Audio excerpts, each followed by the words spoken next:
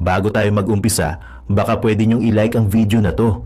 Malaking bagay ang like sa aming mga content creators. Maraming salamat po.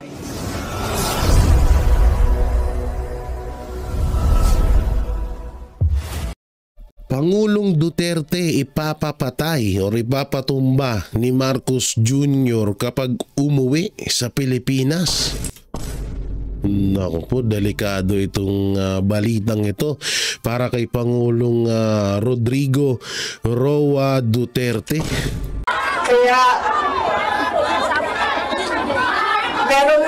meron man akong worry para sa kanyang safety and security, pero lagi niyang inuulit-ulit talaga, ibalik niyo ako sa Pilipinas. Bring him home! So ibig sabihin, mamatay man si PRRD or mamatay man, wag naman sana. Ang kagustuhan ni PRRD nananatiling nasa Pilipinas siya. Sakit nun, no? Tanginang yan, ilang taon tayong pinagsilbihan at minahal hanggang ngayon ni Pangulong Duterte, tapos ayop na yan, ganyan yung gagawin sa kanya. Alam nyo kasi bakit parang totoo to. Alam nyo kung bakit, una-una halos magkakasunod po Kagaya nung sinasabi ko, Plaza Miranda na lamang ang kulang. Kompleto na ho ang mga ginawa ni Marcos Sr. noon at ginagawa ni Marcos Jr. ngayon. At yan pa ang isang kulang. Yung may mamatay sa Ninoy Airport. At sana, wag naman sana, kahit paano sana, mauntog pa rin si Marcos at mapag-isip-isip niyang mali yung gagawin niya.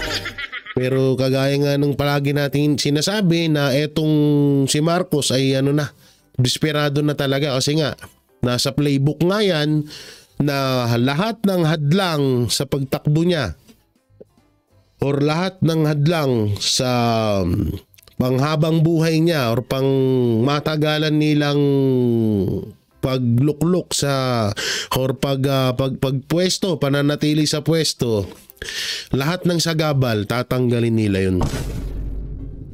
At ang mga sagabal na yun, nandyan si Vice President Sara Duterte, nandyan si Pangulong Duterte at lahat ng mga Duterte at yung pati pa yung mga panig sa mga Duterte. Lahat yan, no? So nakakagigil na ganito na kahit pala may uwi si Pangulong Duterte sa Pilipinas, dalawa lang ang kakahinatnan niya, mabuhay or mamatay. Ang sakit lang, no? Alam niyo, dalawang kung sakali mang mangyari to, wag naman ho sana. Dalawang presidente na ang sinayang or nasayang or tinatawag, dalawang presidente na po ang maaring mangyari ulit. Kasi nangyari na ho ito nung panahon ni Ramon Magsaysay.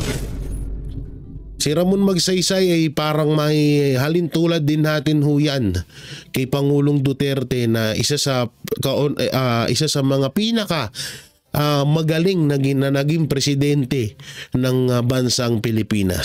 So sa kasamaan ho ay si Ramon Magsaysay ay namatay. Pinasabog ang kanyang eroplano o ang kanyang sasakyan.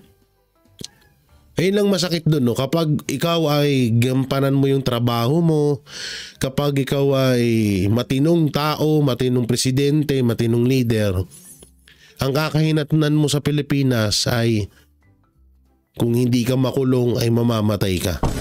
Ayun yung masakit. Marcos resign! Marcos resign! Marcos resign! Marcos resign! Kayo nagsabi niyan, hindi ako Bukas, suspended na kayong lahat. Nakulong na kayong lahat sa sedition. At kayo, hindi na kayo makakauwi dahil pinulong na kayo dyan sa...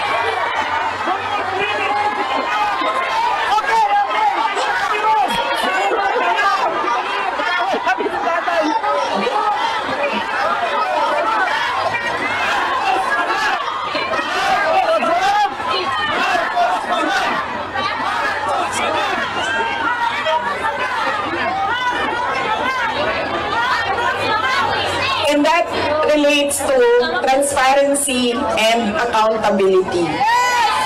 Alam nyo kasi, ang pagiging Pangulo, dapat nasa tamang pag-iisip ka. Kapag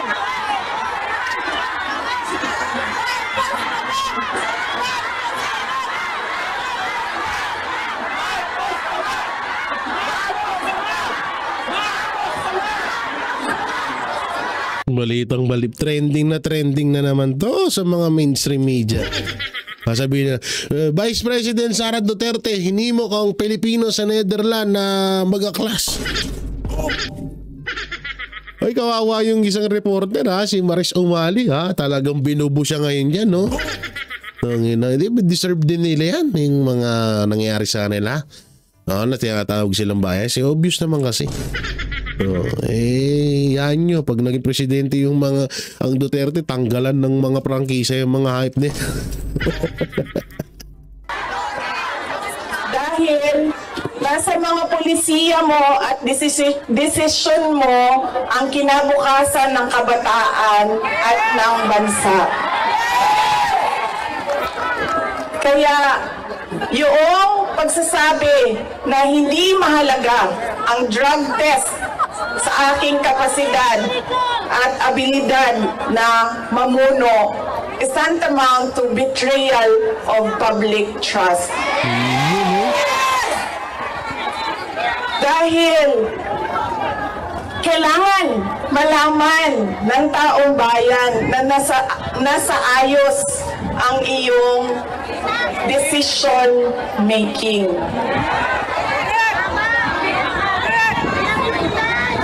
Kaya hindi lang naman natin pwede sabihin, Marcos resign. Bakit ba kailangan resign? Dahil hindi mo pinapakita sa taong bayan na maayos kang mag-isip at kaya mo ang mamuno.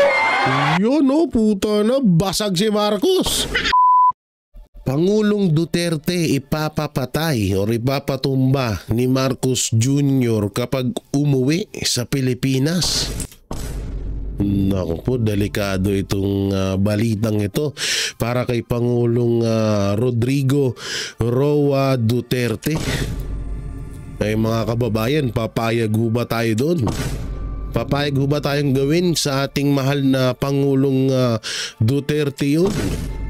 So syempre hindi ho tayo papayag noon na talagang magiging yan na atang pagiging malaking gulo, no? Magiging Pilipino laban sa Pilipino. Yan ang magiging hudyat na ata ng malaking gulo dito sa Pilipinas, at baka yan ang magiging hudyat sa sa pag-aklas or pagbaba sa pwesto or dahilan sa pagbaba sa pwesto ni Marcos Jr. kapag yan ho ay nangyayari. Naku po, grabe naman ano. So ibig sabihin pala kapag umuwi na si Pangulong Duterte, so mas okay pa palang nandoon si Pangulong Duterte sa ibang bansa kaysa dito sa bansa natin, kasi kapag nandito siya ay ipapapatay siya. Naku po, grabe naman na sa grabe naman na sa kademonyo ito kung magkataon po na ito ay totoo itong balitang lumabas na to. Parang over naman na ata yun, parang sobra naman nata. At kagad naman bumuelta ang gaga. Kagad naman bumuelta ang Malacanang sa balitang yan, no? At ang kanilang ang susunod na First Lady ni Marcos Jr. Walang iba kundi si Second Lady na si Attorney Blurred Castro. Yun po ata yung yan may sagot na agad siya dyan. At may isa na naman ho siyang kasinungalingan sa kanyang interview na yan yung mga pag-uusapan natin. Oo, kamusta mga banateros? Eto, welcome back to my YouTube channel. Jay Guevara TV nga po pala, isa sa mga Banateros Brothers.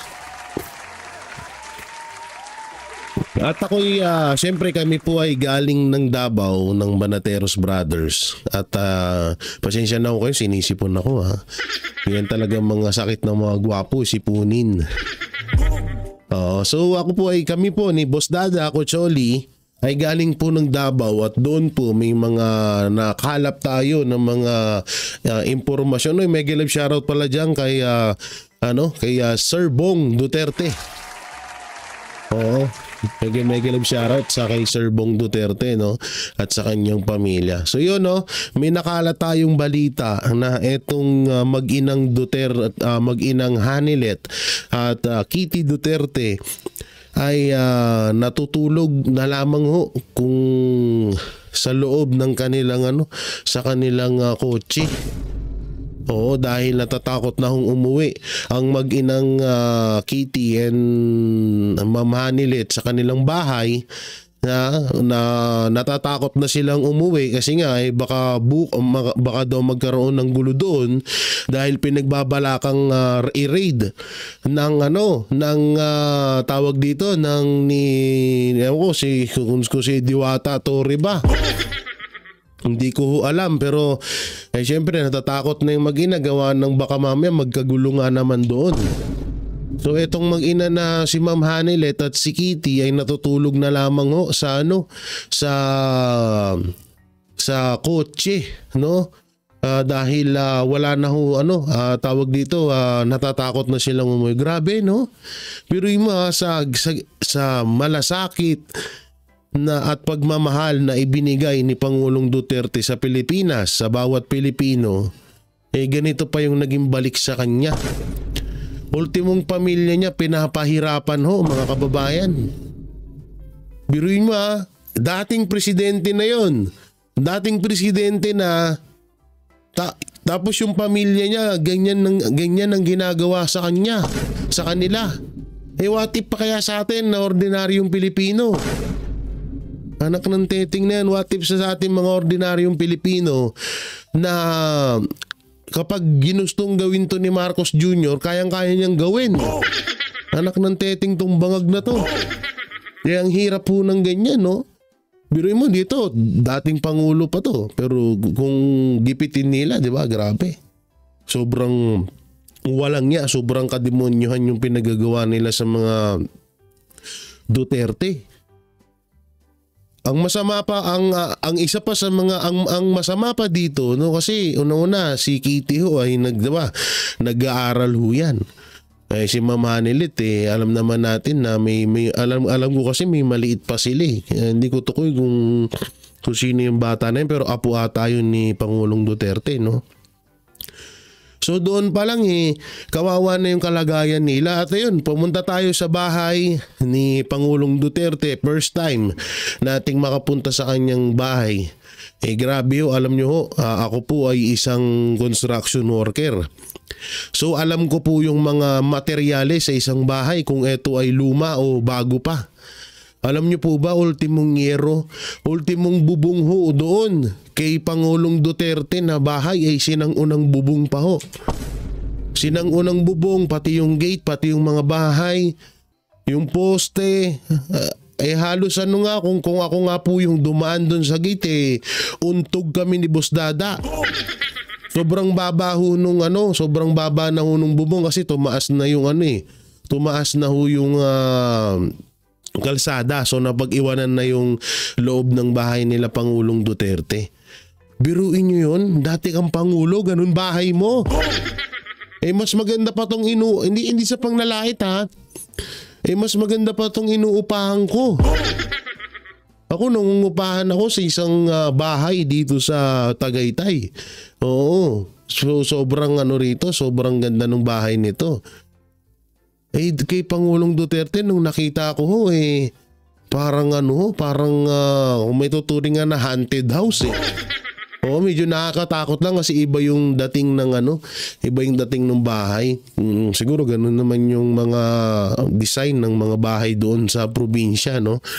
So doon ako lalong namanga na grabe, dati kang Pangulo tapos ito yung bahay mo.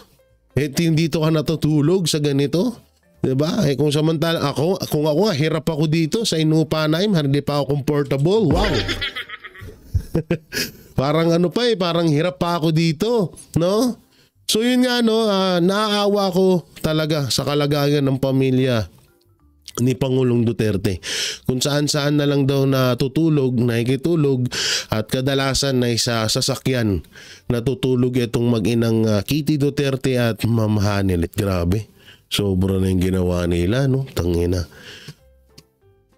Ayan, ang masakit dito ay yan yung ibinalik nila kay Pangulong Duterte pagkatapos magsilbi ni Pangulong Duterte ng ilang taon na paninilbihan para sa atin. Tapos pero yun nga, no, eto nga, may papanoorin tayo ditong video na kung saan kitang-kita po ang suporta ng taong bayan kay Pangulong Duterte. At dito rin ho nabanggit din po dito sa bidyong ito na ayun nga na kapag inuwi si Pangulong Duterte sa Pilipinas ay maaaring matulad siya kay Ninoy Aquino. O kay Noynoy Aquino. Maaaring kung ano yung nangyari kay Noynoy Aquino ay maaaring gawin sa kanya. Kung sa mga Gen Z dyan, sa mga hindi nakakaalam, nung umuwi galing eroplano, etong si Ninoy ba or Noynoy, basta yun na yun. Si Aquino, pagbaba po ng eroplano ay binaril ho siya sa ulo. No? So ayan po yun daw ang mangyayari kay Pangulong Duterte kapag inuwi na siya ng Pilipinas. So ito po, panoorin po natin itong full video ni hindi pala yan. Ayan, ng speech ni Vice President. Full speech po itong re-reaction na natin para lahat mabigyan natin ng reaction. Pasok! Daming tao. Grabe, no? Daming tao. Sa Netherlands ba to? Grabe.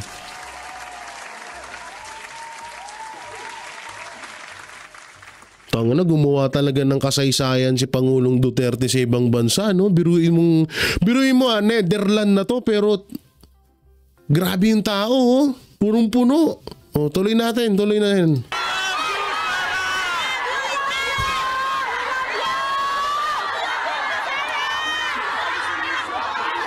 Magandang hapon sa inyong lahat.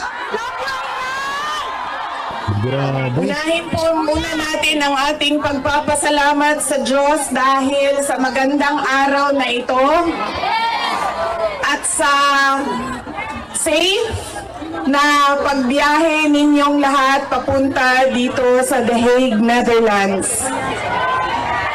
At syempre, dahil bumiyahe kayo papunta dito, ay mag-ingat kayo sa biyahe ninyo pauwi lahat sa inyong mga tirahan mamayang hapon.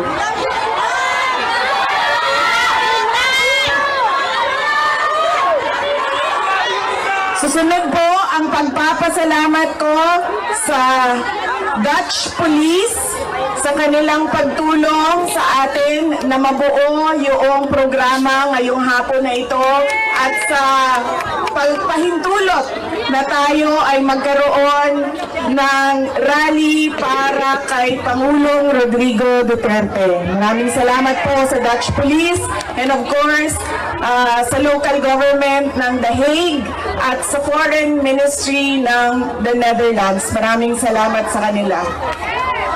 Ang susunod na pagpapasalamat po ay mula sa akin para sa ating mga organizers ngayong hapon na ito sa Executive Committee na nag-meeting araw-araw, iba't ibang time zone para pag-usapan kung paano natin maisagawa ang ating pagsuporta, pagpapakita ng suporta kay Pangulong Rodrigo Duterte na patiwasay at maayos ang ating pagsama-sama ngayong hapon na ito.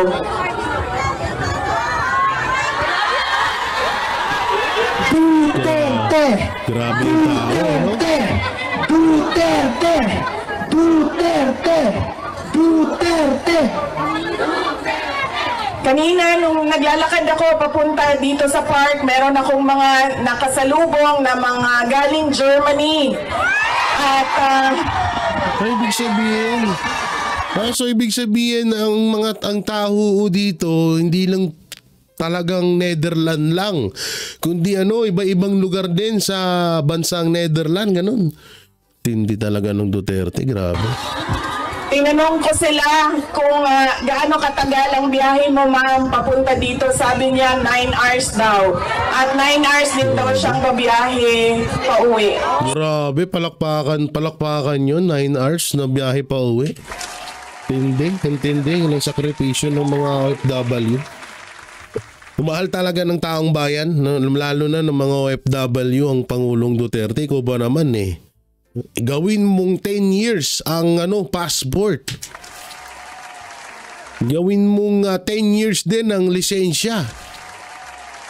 Alam nyo yung passport na yan, nandiyan, hirap na hirap ang ating mga kababayan na mga hero abroad o OFW sa ganyan sa passport na yan, pero ginawan ng paraan niya ni Pangulong Duterte at nag-iisang pangulo ang gumawa ng paraan na ganyan. So tuloy natin. So ganyan ang pinapakita ninyo na pagsuporta kay Pangulong Duterte at pagmamahal sa ating bayan. Maraming salamat sa inyong lahat. Alam ko, lahat kayo may hanap buhay, may kailangan asikasuhin, may mga personal na pinagdadaanan, merong kailangan na paglalaban na gawin sa mga damit ninyo, paglilinis ng bahay, pagbayad ng utang,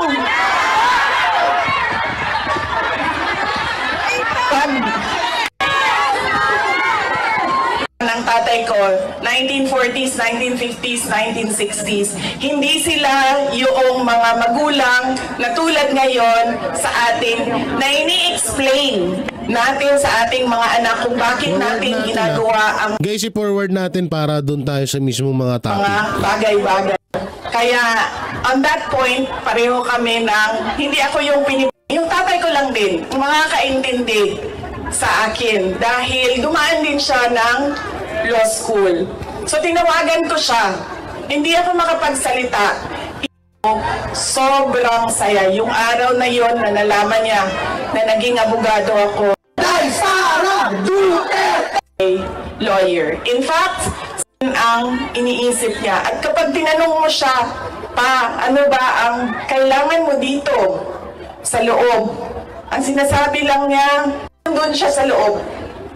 Ang kanya sabi ni Kitty, grabe ang overacting ni Papa. So, ibig sabihin ba, bisita? Ganon siya ka.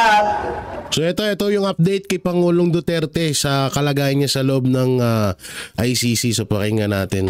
Kahit na nandun siya sa loob, ang kanyang iniisip, unang-una, yung mga kapatid ko na kailangan magtrabaho para sa syudad ng Davao, yung kapatid ko na kailangan mag-aral. Yun pa rin ang iniisip niya. At kapag tinanong mo siya, ano ba ang kailangan mo dito sa loob? Ang sinasabi lang niya, mga, alam mo yun, mga bagay na shaving cream, Coke Zero,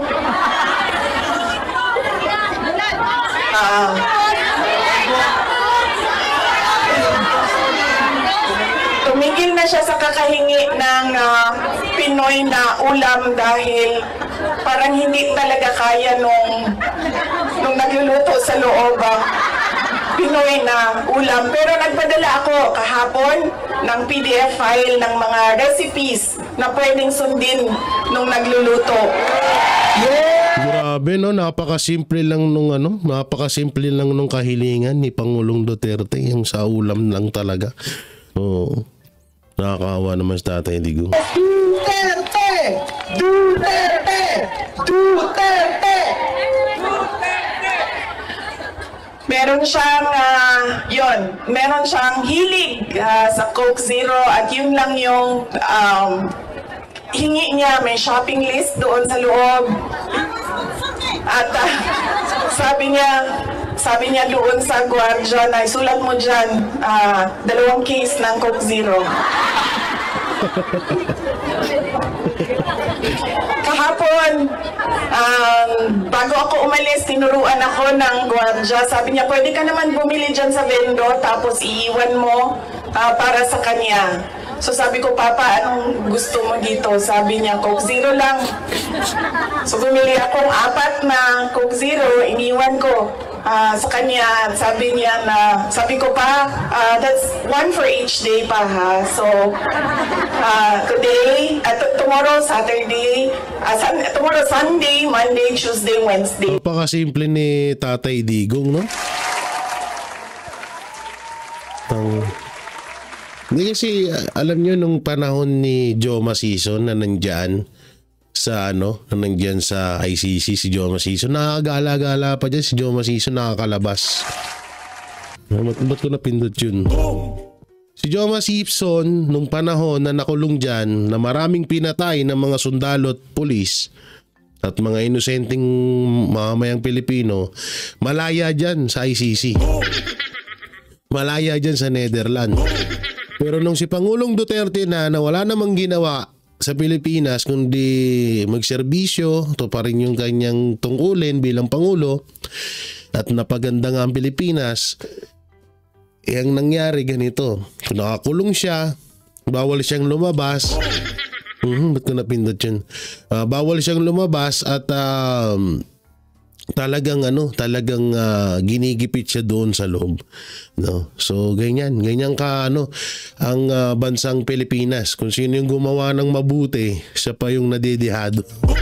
Wala, bangag yung bangag yung presidente. Okay, tuloy. Dahil darating na yung grocery list mo by Wednesday. At sagot niya sa akin, bakit isa lang? Sabi naman nung gwardya, sabi niya, you have to have at least, he has to have at least 2 because he already drank upstairs 1 Coke Zero. And then sabi ko, sige pa, sabi ko, babalik naman ako sa Lunes. Sabi ko, 2 bukas Sunday and 2 sa Monday, tapos i-replenish ko na lang yung Coke Zero mo. Sabi ko sa kanya, alam mo pa, sinasabi sa iyo ng doktor, maglakad ka daw. Huwag kang nakaupo lang sa kwarto mo. Tapos sabi ko, pwede ka naman, allowed kayo na lumabas dyan. Sabihan niyo lang ang gwardya. Sabi niya, ayoko maglakad sa labas kasi baka didiretso ako sa gate at umalis sa lugar na ito. Pwede din, pwede din.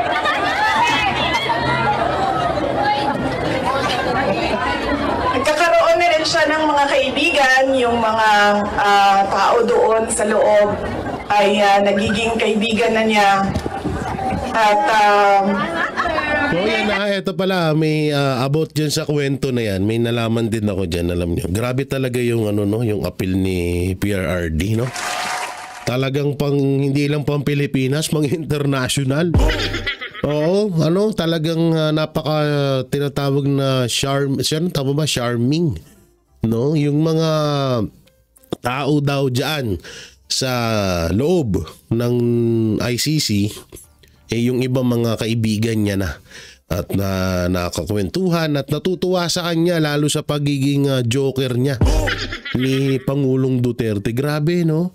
Hindi lang talaga yung sinasabi nila na laos na si Duterte. Kita mo pati sa ibang bansa at kitang-kita naman din ngayon sa ibang mainstream media na kung gaano pati yung ibang lahi, mga Amerikano, iba-ibang lahi ay nagbibigay suporta kay Pangulong Duterte. Sa totoo nga lang, no, baka ito sa totoo lang, baka dumating yung araw na itong si Pangulong Duterte siya yung maging top 1 na kilalang presidente sa buong mundo. Hindi lang baka malagpasan niya pa sila Putin, yung iba pa dyan, no? Kasi grabe impact ng isang Duterte kapag nakakaharap nyo at kapag nagsalita na. Kagaya lang yan, ni Vice President Sara Duterte, mahirap silang arukin, mahirap minsan kadalasan may logic, no, at yung mga joke talagang panalo, alam mo yun. Una-una sa pagbibiro, sa pagpapasaya ng isang tao, hindi biro yan kasi Bilang ako rin, kahit papaano, isa rin akong mahilig din ako magpatawa. So hindi hubiro yun na makuha mo yung loob ng isang tao sa pagpapatawa mo. Minsan nga kahit hindi na nagpapatawa si PRRD, nakakatawa pa rin eh. Diba? So mahirap gawin yun, no? Na magpasaya ka ng kapwa mo. Kaya galing talaga, grabe, kahit sa ibang bansa nagagawa yun ni Pangulong Duterte. Hindi ko lang alam baka paglabas niya marunong na mag-Dutch. Pero karamihan nung kasama niya sa loob ay French speaking. So,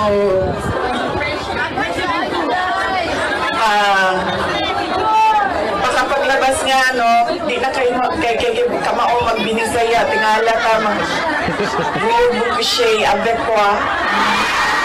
Tingala na. Okay naman siya. Pero as a lawyer, kasi alam niya yung batas eh. Alam niya kung anong nangyayari. Kaya medyo persuasive siya. And lagi niyang inuulit-ulit kung ano yung kailangan gawin para sa kanyang kaso. At lagi siyang nagtatanong ng timelines dahil alam naman natin sa korte ay medyo may kabagalan. Diba? Magsasagutan ang prosecution, ang defense, maraming mga papel na kailangan ipasok at antayin ang oras. Kaya siya din ay insistent sa mga timelines niya. Pero ang sinasabi niya lagi,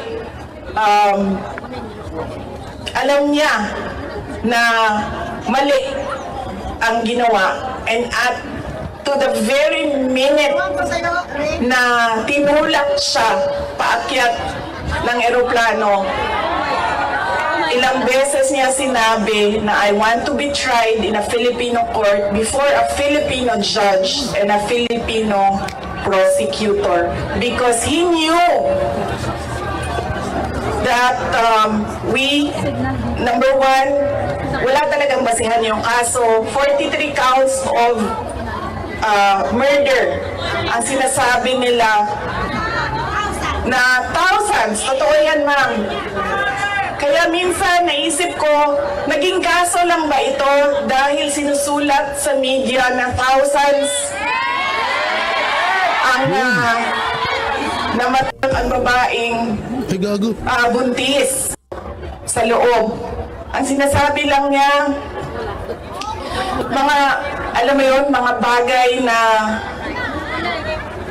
shaving cream, Coke Zero. Pasensya na napindot ko. Doon sa loob ay nagiging kaibigan na niya. I want to be tried in a Filipino court before ang namatay.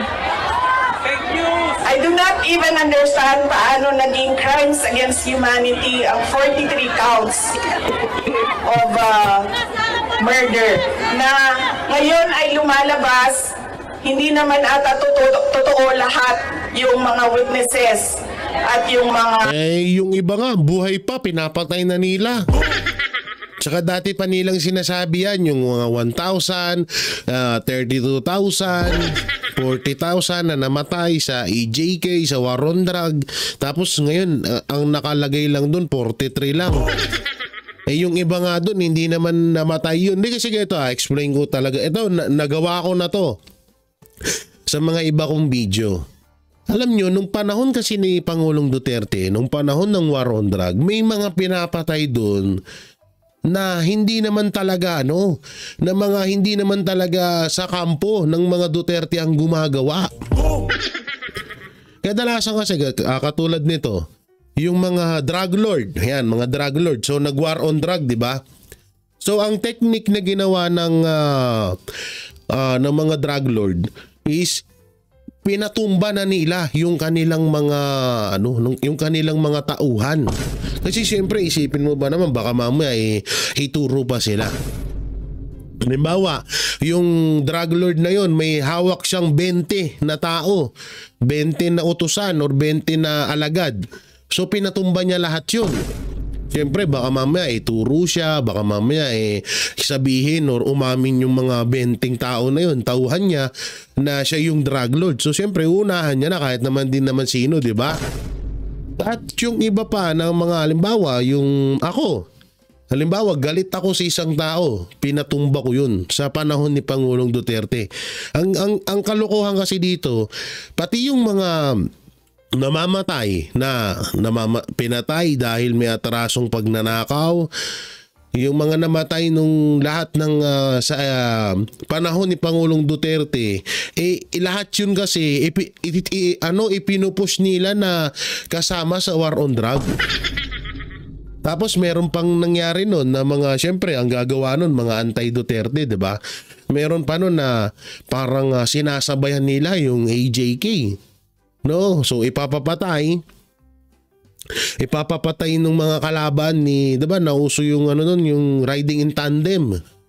So kadalasan dun sa riding in tandem, mga hindi naman kautusan ni Pangulong Duterte yun. Kasi ang utos ni Pangulong Duterte sa mga kapulisan, kapag nag-raid, pag may bypass operation at nang laban, patayin nyo. Pero kung hindi naman nang lalaban, ba't nyo papatayin, 'di ba? Wala namang utos na hindi naman, pag hindi lumaban, patayin nyo pa rin. Wala namang ganun eh. Walang ganun na utos si Pangulong Duterte. So yun nga no, kaya dumami ang namatay nung panahon ng war on drug. Kadalasan, yung mga drug lord na mismo ang pumapatay sa mga tauhan nila. Para nga hindi sila matuntun at hindi sila mauli.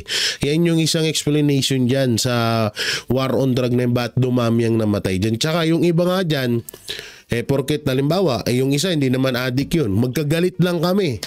Pinatay ko, nilagay ko sa sako, nilagyan ko ng tag na wag tularan, addict to. Diba? Ano iisipin ng tao nun? Di sangkot siya sa illegal na droga. Namatay siya dahil sa war on drug. Pero hindi nila alam na yung pumatay doon at yung lalaking yun, hindi naman talaga sa droga. May talaga sila. May personal lang na alitan. Ganon ang nangyari noong panahon ng war on drug. Kaya hindi nyo lahat talaga may sisisihan kay Pangulong Duterte. So tuloy natin. Complainants. But that is a thing for the courts and the lawyers to discuss inside. Ano bang pwede nating gawin? Ang pwede nating gawin ay i-demand na ipauwi or iuwi nila si Pangulong Duterte. Bring him home! Bring him home! Bring him home! Bring him home! Bring him home!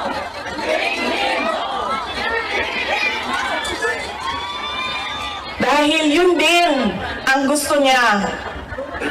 Araw-araw na nandun ako, sa mga araw na nandoon ako, isa yan sa paulit-ulit niyang sinasabi, kailan mo ako mapalabas dito dahil darating ang eleksyon, mag-mayor pa ako ng syudad ng Davao.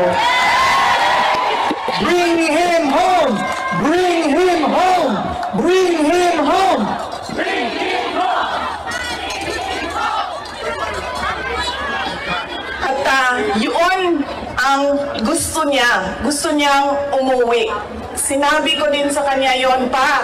Sabi ko, yung kagustuhan mo na umuwi, yan din yung katapusan ng buhay mo. Magiging Ninoy Aquino Junior ka. At sinabi niya sa akin, Grabe yun, magiging itutulad talaga nila si Pangulong Duterte kay Ninoy. Alam niyo, hindi nagbibiro dito si Vice President Sara Duterte. At ayun alam niyo ba, nung panahon na inakyat si Pangulong Duterte sa aeroplano, doon pa lang kinakabahan na kami. Sabi ko, tangina, baka may gawin masama itong mga hype na to kay Pangulong Duterte. Oo. So eto, maganda rin to para sa akin, maganda na rin to na sinabi ni Vice President Sara Duterte to. Kasi pang pukaw, pang tabog sa maaaring gawin talaga ng Pangulong Marcos. Halimbawa, gawin talaga yun. Yung banta na yun na papatayin si Pangulong Duterte pag umuwi ng Pilipinas. So maaari niyang pwede niyang ipahinto yun. Pwede niyang ipahinto yun na wag natin gawin to kasi nasabi na. Tapos tayo dito. Pwede niyang ipahinto yun na wag mo nang patayin si Duterte. Gawin na lang natin, palabasin na lang natin na sinungaling ang mga Duterte, lalo na si Sara Duterte. Para pwede nilang gawin yun at sana yun na nga lang talaga. Pero yun nga, nakakatakot na baka mamaya nga pauwi na si Pangulong Duterte, biglang may gawin, pa-assassin etong si Pangulong Duterte. Sana wag naman mangyari. Grabe. Tindi talaga ng tindi ni Marcos. Bring him home!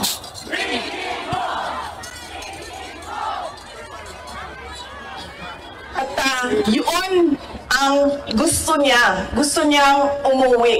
Sinabi ko din sa kanya yon pa. Sabi ko, yung kagustuhan mo na umuwi, yan din yung katapusan ng buhay mo. Magiging Ninoy Aquino Jr. ka. At sinabi niya sa akin, sabi niya, kung ganyan ang kapalaran ko, then so be it. Basta lang mauwi ako sa Pilipinas. Kaya meron man akong worry para sa kanyang safety and security, pero lagi niyang inuulit-ulit talaga, ibalik niyo ako sa Pilipinas. Bring him home! So ibig sabihin, mamatay man si PRRD or mamatay man, wag naman sana. Ang kagustuhan ni PRRD nananatiling nasa Pilipinas siya. Sakit nun, no? Tanginang yan, ilang taon tayong pinagsilbihan at minahal hanggang ngayon ni Pangulong Duterte, tapos hayop na yan, ganyan yung gagawin sa kanya. Alam nyo kasi bakit parang totoo to. Alam nyo kung bakit, una-una halos magkakasunod po Kagaya nung sinasabi ko, Plaza Miranda na lamang ang kulang. Kompleto na ho ang mga ginawa ni Marcos Sr. noon at ginagawa ni Marcos Jr. ngayon. At yan pa ang isang kulang. Yung may mamatay sa Ninoy Airport. At sana, wag naman sana, kahit paano sana, mauntog pa rin si Marcos at mapag-isip-isip niyang mali yung gagawin niya. Pero kagaya nga nung palagi natin sinasabi na etong si Marcos ay desperado na talaga kasi nga nasa playbook nga yan na lahat ng hadlang sa pagtakbo niya or lahat ng hadlang sa panghabang buhay niya or pang matagalan nilang pagluklok sa or pagpwesto, pananatili sa pwesto, lahat ng sagabal tatanggalin nila yun. At ang mga sagabal na yon, nandyan si Vice President Sara Duterte, nandyan si Pangulong Duterte at lahat ng mga Duterte at yung pati pa yung mga panig sa mga Duterte. Lahat yan, no? So nakakagigil na ganito na kahit pala may uwi si Pangulong Duterte sa Pilipinas, dalawa lang ang kakahinatnan niya, mabuhay or mamatay. Ang sakit lang, no? Alam niyo, dalawang, kung sakali mang mangyari to, wag naman ho sana, dalawang presidente na ang sinayang or nasayang or tinatawag, dalawang presidente na po ang maaring mangyari ulit. Kasi nangyari na ho ito nung panahon ni Ramon Magsaysay. Si Ramon Magsaysay ay parang may halintulad din natin ho yan kay Pangulong Duterte na isa sa mga pinaka magaling na naging presidente ng bansang Pilipinas. So sa kasamaan ho ay si Ramon Magsaysay ay namatay. Pinasabog ang kanyang eroplano o ang kanyang sasakyan. Ayun lang masakit doon, no? Kapag ikaw ay gampanan mo yung trabaho mo, kapag ikaw ay matinong tao, matinong presidente, matinong leader, ang kakahinatnan mo sa Pilipinas ay kung hindi ka makulong ay mamamatay ka.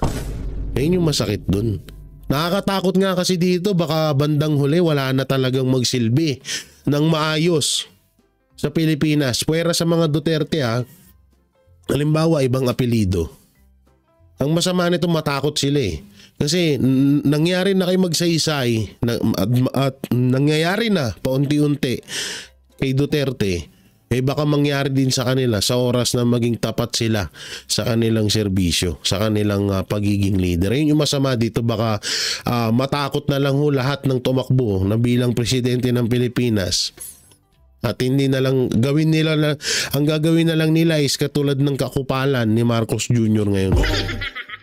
Grabe, no? So tuloy pa natin. Bring him home! Bring him home! Nagtatanong marami, ano bang pwede magawa? Huwag natin tigilan ang panawagan sa gobyerno natin sa Pilipinas at sa lahat ng gobyerno na nakikinig at dito sa ICC na ipaalam sa kanila na mali ang ginawa kay Pangulong Rodrigo Duterte. Tama yun, no? Tama yun ulitin ko ha. Baka mamaya may mainstream media na naman na mag-fake news. Oo, baka may mainstream media na naman na mag-fake news. Na kesyo, si Vice President Sara Duterte, hinihimok ang taong bayan na magprotesta. Hinihimok ang taong bayan na mag-people's power. Baka yun na naman kasi yung ipalabas ng mga buwisit na mainstream media. Alam nyo naman yung mga hayop na yan, nakala mo naman napakaano, pero sila yung number 1 na fake news dito sa Pilipinas. So, ano ba yung sasabihin ko? Yun pala, no? Dalawa din pala yan, hindi lang kay Pangulong Duterte. Kasi kung matatandaan nyo, ganyan na ganyan din po yung sinabi ni Vice President Sara Duterte kamakailan lang. Na gusto nilang gawin kay Vice President Sara Duterte ay kung ano yung ginawa nila kay Pangulong Pangulong Aquino noon. So hindi nila na ipatupad yon. Ang ginawa nila kay Pangulong Duterte na lang nila itinuon yung ganung taktika. So dalawa to, no? Pwede nila tong gawin kay Vice President Sara Duterte at pwede rin nila tong gawin kay Pangulong Duterte. Kaya tayong mga Pilipino mas palawakin or mas ilaliman pa natin ng ating panalangin na maiuwi at maiuwing ligtas si Pangulong Duterte at lahat ng mga Duterte ay maging safe sila. Dahil alam naman natin, yan na lang talaga magagawa natin, panalangin talaga eh. Wala na, hindi na tayo, sakal na tayo eh. Kaming ang mga vlogger eh. Diba? Hindi kami makaporma, hindi na kami pwedeng halos magsalita. Magsalita ka, kaso agad, hype na yan. So tuloy. Paano ba itama yun? Ibalik nyo lang siya sa Pilipinas. Ituloy nyo lang yung kaso, walang problema. Ibalik nyo lang siya. Bring him home! Bring him home! Bring him home! Okay naman sa init? Ako dili. Kaya nga no, sunburn ang katungaan niya, ang katunga dili. Okay lang.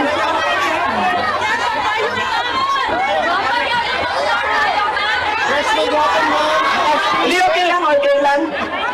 Binuangan lang tamo. Nakaredy ang sunblock diri doble.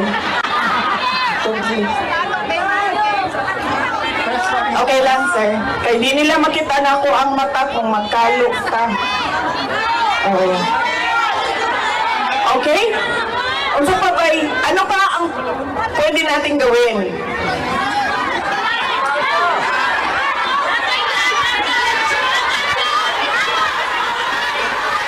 Sabi ni Vice President Sara Duterte, ano pa ba ang pwede nating gawin bukod sa panalangin, sa panawagan, ano pa ba? So sa totoo lang, kung kaparehas ko lang ng mindset, lahat ng Pilipino dito sa Pilipinas, alam nyo, kayang-kaya nating tapusin to eh. Sa totoo lang, kayang-kaya nating tapusin tong laban na to. Kayang-kaya nating ipananalo agad itong laban na to kung meron tayong pagkakaisa. Hindi para lumaban sa gobyerno. Pero kung isipin nyo maigi yung sinasabi ni Vice President Sara, na ano pa ba ang dapat nating gawin? So yun na katanungan na may logic, no, na kung ikaw kung maaarok mo ang kaisipan ng Duterte, alam mo na agad. So tayo, bawal tayo magsalita kasi nga nandito tayo sa mainstream media, baka tayo ay magurgur. So iniiwasan natin yan kasi baka yung mga kasamahan natin katulad niyan nila Boss Dada na ang mga vloggers na ginigipit ako ho doon ay hindi naman kasama. So hindi natin alam kung sasama ba ako o hindi, kung isasama ba ako o hindi. Pero tayo nag-iingat din kasi nga mahirap na wala, tayo na lang naghahatid din ng balita rito, wala nang katulong ang SMNI sa paghahatid ng tunay na balita kapag tayo ay nagurgur. Pero kung ako nasa isip ko, ano pa ba ang sunod nating gawin dito sa sinasabi ni Vice President? Para sa akin, alam niya yung pagkakaisa talaga. Pagkakaisa ng mga Pilipino sa buong Pilipinas na talagang alam mo yun, yung isang full blush, tinatawag na talagang isang puwersa, no, na magpapatigil sa kaguluhan dito sa Pilipinas. Yun para sa akin yun. Grabe. Hindi ko maisip na, alam nyo, sa totoo lang matagal na namin din alam na maaaring gawin kay Pangulong Duterte yung ginawa kay Aquino. Pero hindi muna namin talaga din yung sinabi ng buong Banateros Brothers kasi nga hinayaan namin na manggaling mismo kay Vice President Sara Duterte yun. So yan na nga, nakapagsalita na nga siya, nasabi niya na yan. So talagang yan po ay totoo na may plano. Hindi ko man sabihin kung si Marcos man or yung iba, pero may plano ang mga anti-Duterte na patayin talaga si Pangulong Duterte kapag sa oras na makauwi ito ng bansang Pilipinas. Ayaw na nila talagang sobrang pikon na. Sobrang alam niyo yun, sobrang galit na, sobrang gigil na sila kay Pangulong Duterte. Alam naman natin kung sino yung mga nasa likod nito. Ito yung mga nasa likod nito, yung mga negosyante na sinagasaan ni Pangulong Duterte. Kasi marami hong nagyamanan ng mga negosyante dito sa Pilipinas nung hindi pa nakakaupo si Pangulong Duterte bilang presidente ng Pilipinas. Kasi nga, yung mga dapat nilang bayaran na tax, dapat nilang bayaran na utang nila sa gobyerno, hindi nila binabayaran kasi nga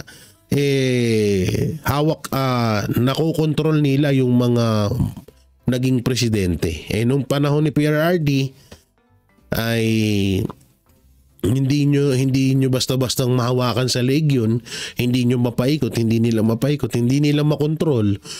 So talagang no choice sila. Alam nila na kung ano yung kayang gawin ng mga Duterte. So ngayon, panahon naman na wala na sa kapangyarihan si Pangulong Duterte, ito na yung ibinalik sa kanila. No. At ito na yung gustong gawin. Alam nyo, napakadali lang talaga Sa totoo lang, napakadali lang talaga na gawin ito kay Pangulong Duterte dahil marami talaga maraming galit. Maraming galit na hindi Pilipino Maraming galit ng mga negosyante, Maraming galit ng mga drug lord, mga NPA, at lalo na rin yung mga bossing ng mga ng mga dilawang tae, di ba? So yan sila yan sila yung mga nag-ano ngayon. Sila yung mga nagpopondo, sila yung mga nagpupush na para mapatalsik at mawala sa hanay nila itong mga Duterte, no? Kaya nga sabi nga ni Kitty Duterte, makakabawi tayo sa darating na eleksyon. Babawi tayo sa darating na eleksyon.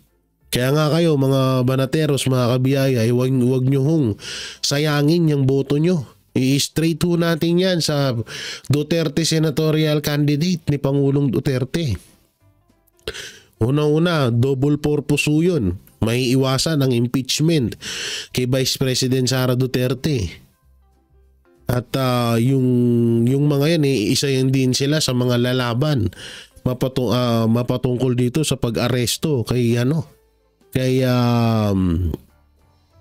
Pangulong Duterte. No? So, grabe. Ay, hanggang ngayon hindi ako makapaniwala, no? Sa likod ng magagandang ginawa ni Pangulong Duterte, ganyan pa yung binalik nila. Nakakagigil. Pero wala tayong magawa. Ang magagawa nga talaga natin ay yung sinabi ni Vice President Sara Duterte na ano pa ba ang sunod natin gawin. Papanoorin nga natin kung ano ba yung suggestion niya.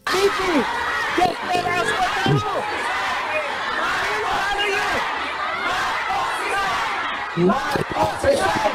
Marcos resign! Marcos resign! Marcos resign! Kayo nagsabi niyan, hindi ako ha. Bukas, suspended na kayong lahat. Kulong na kayong lahat sa sedition. At kayo, hindi na kayo makakauwi dahil pinulong na kayo dyan sa...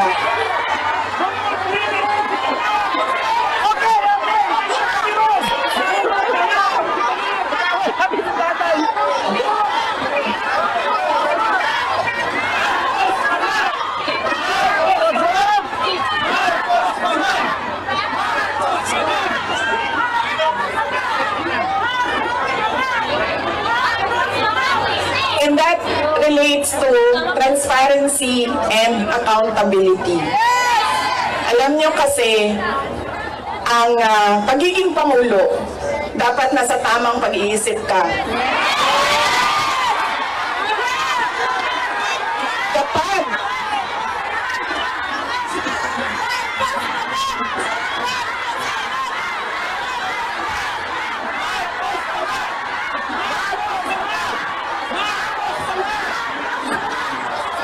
Balitang balip, trending na naman to sa mga mainstream media. Sabihin na, Vice President Sara Duterte, hinimo kang Pilipino sa Netherlands na mag-aklas. Ay, kawawa yung isang reporter ha, si Maris Umali ha, talagang binubo siya ngayon dyan, no? Deserve din nila yan, yung mga nangyayari sa kanila.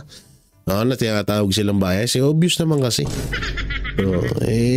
Yan nyo, pag naging presidente yung ang Duterte, tanggalan ng mga prangkisa yung mga hype niya. dahil nasa mga polisiya mo at desisyon mo ang kinabukasan ng kabataan at ng bansa. Kaya yung pagsasabi na hindi mahalaga ang drug test sa aking kapasidad at abilidad na mamuno is tantamount to betrayal of public trust.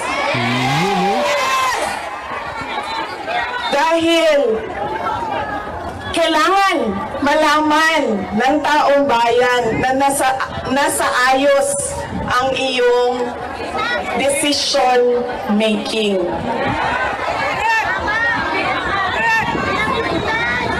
Kaya hindi lang naman natin pwede sabihin, Marcos resign. Bakit ba kailangan resign?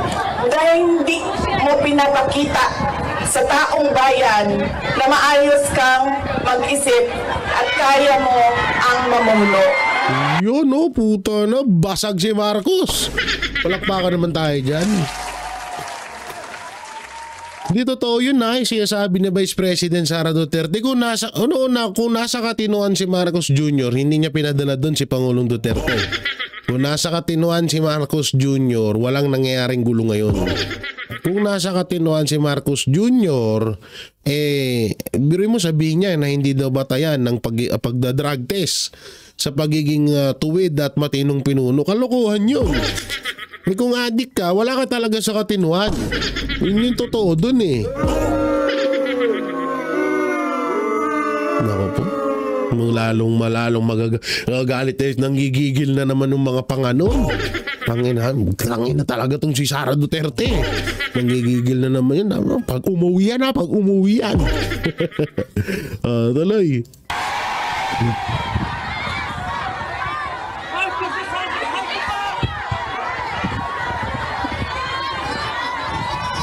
Madaming mga tanong na nasa loob na ng korte.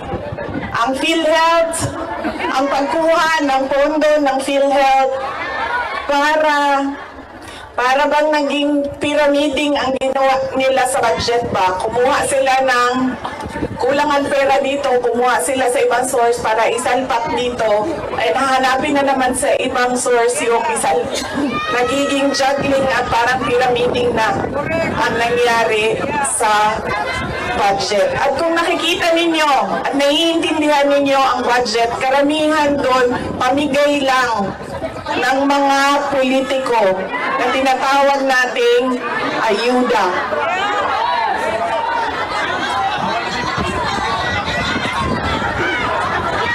Tumakbo kami sa plataforma ng unity at continuity. Continuity, kasali na doon ang big ticket projects o mga build projects ni Pangulong Duterte. Pero wala kayong nakikita ngayon na development projects. Dahil lahat yon ay nakatago sa mga proyekto na pamigay o nandoon lang sa bulsa ng kontraktor at ng politiko na gumawa kuno ng project. Grabe yun, no? Hindi nun. Yan, daming yung mayaman ng mga congressman na kontraktor dyan. Oo, kilala namin yan. Iisa-isahin pa ba natin? Huwag na, baka mag-iyakan na naman sila. Baka mamaya sabihin nila, are you fake news? Are you liar with contempt? No? Tangina, lapit ng mga binitawang salita rito ni Vice President Sara Duterte. Ang tindi. Basag sila rito, abot hanggang ngala-ngala. Kita ninyo na hindi handa ang Kongreso sa paggawa ng budget dahil may mga blanco doon sa enrolled bill na pinasa nila. Ibig sabihin, walang nag-iisip at hindi pinag-isipan paano ba natin gamitin ang pera ng gobyerno na makita natin na merong kapayapaan at kalambuan, kauswagan sa ating bayan. Kalampuan kasug-kasugan, hindi ko alam yun. Noong ako ay tinanong noon bakit ako nag-resign sa Department of Education. Sabi ko, unang-una personal yon. Meron kaming personal na hindi ko gusto na ginawa niya sa akin. Pangalawa, dahil sa loob ng Department of Education. Sinabi ko na itong noon, personal ko to na experience. Yung budget ng school building program ng Department of Education, pinaghati-hatian lang sa loob ng House of Representatives. Grabe, yun na nga. Ayun na nga, ito na nga. Alam niyo, matagal na nating inaantay ito kay Vice President Sara Duterte. Sinabi niya na pala talaga rito. Grabe, lupit ito ha. unang taon, nagawan ko ng paraan. Sabi ko, hindi pwede, sige, kung yan ang gusto ninyo, yan ang makapagpapasa ng budget. Para magkaroon ng budget ang Department of Education, dadaan pa rin kayo sa validation ng regional offices ng Department of Education.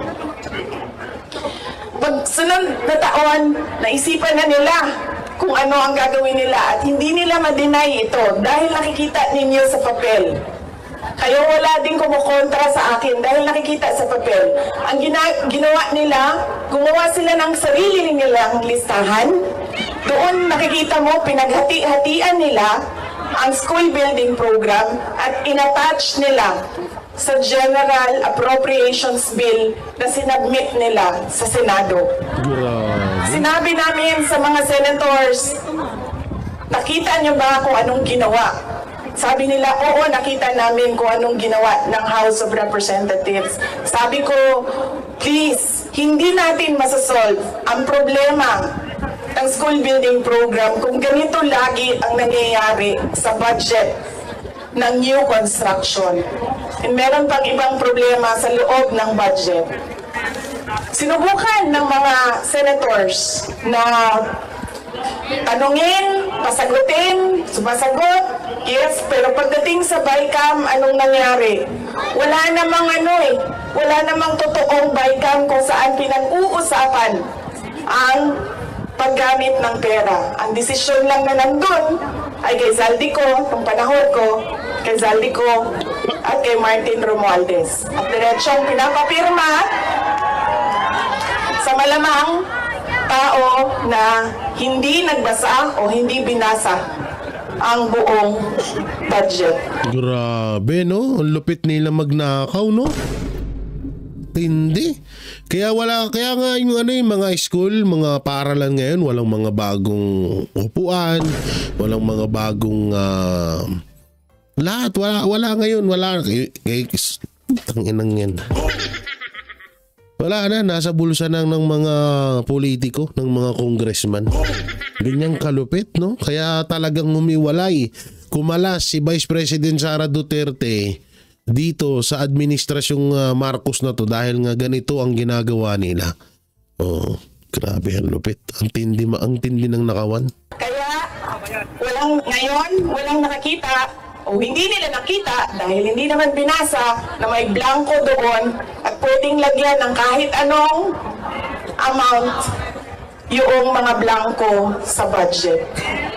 Madaming katanungan, madami ang problema ng bayan. Kaya lagi ko sinasabi, hindi kami ang problema ng bayan. Ang problema ng bayan ay ang governance mismo ng Pilipinas. Yun, no? At yun talaga ang problema ng Pilipinas na yan, hype na yan.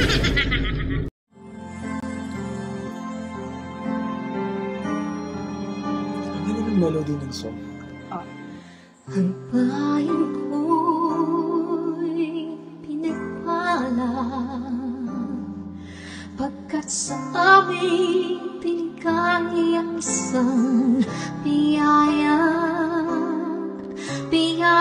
na mag-aahon sa hirap at dilim ng kahapon at sa bawat Pilipino'y magtatanggol sa bayan ko dating laganap pang-api at tusa sa aming mga mahihirap. Ngunit ikaw ay dumating, sagot sa aming mga dalangin. Muli kaming babangon, mabuhay ka na kay Digong.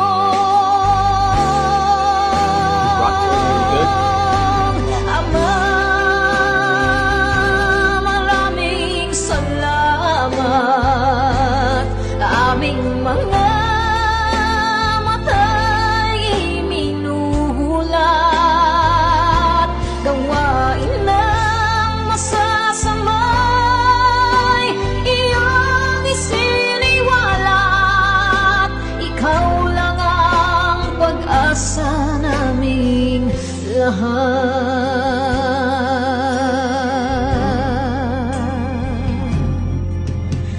Very ayan ko Pinamatay niya ako kung iyak ako. Pilipinas,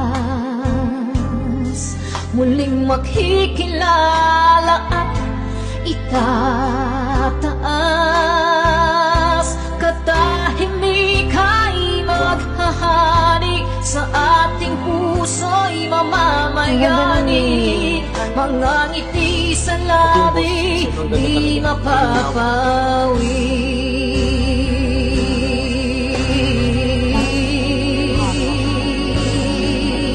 Nag-breathing daw. Mabuhay ka, Tatay Digong, maraming salamat. Ang malasakit sa Pilipino ay walang kasing tapat. Ika'y paglalaban ng iyong mga anak. Tunay kang biyaya sa bansang Pilipinas.